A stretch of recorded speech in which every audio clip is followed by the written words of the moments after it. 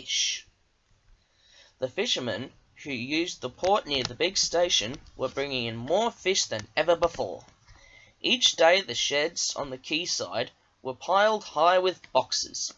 Much of this extra fish had to travel by rail, so the trains which Henry and the other engines had to pull became heavier.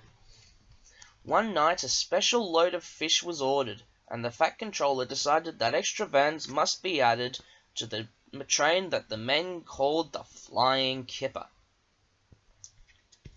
The only spare vans they could find were old ones that had been standing unused in a siding for quite some time. The workmen cleaned them quickly and they were added to the tail of the train. Henry grumbled dreadfully about it, but there was nothing to be done. "You'll just have to put up with it, Henry," said his driver. "At least the extra load will mean that we can have a banker up Gordon's Hill."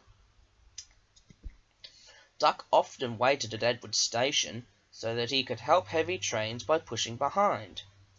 Tonight Henry made good progress in spite of his extra load.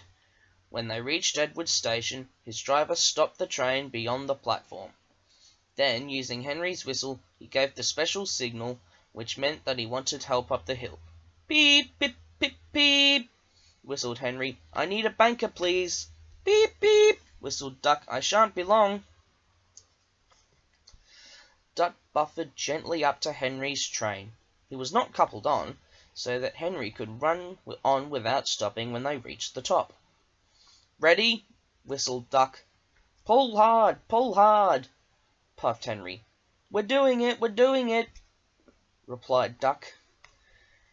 Henry was pulling harder than he thought. It was a dark night, and Duck felt the weight on his buffers slacken. Because of the dark, he could not see that Henry had taken the train on his own and was slowly drawing ahead. All trains carry a red lamp on the final vehicle to show that the train is complete. This is called a tail lamp. Duck's driver began to be worried. "There's no sign of a tail lamp," he said to the fireman, "but we must keep going." Duck whistled, but there was no reply from Henry. Meanwhile, Henry was going well, but his train seemed to be getting heavier. He had to keep moving, but he could not avoid slowing down.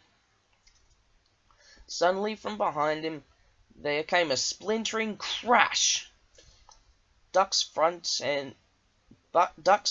bent, and pieces of broken wood began to fall on him, one of them denting his funnel. He stopped quickly, and Henry, feeling the jolt, stopped too, just beyond the top of the hill. Over Gordon's Hill a smell of fish hung on the air.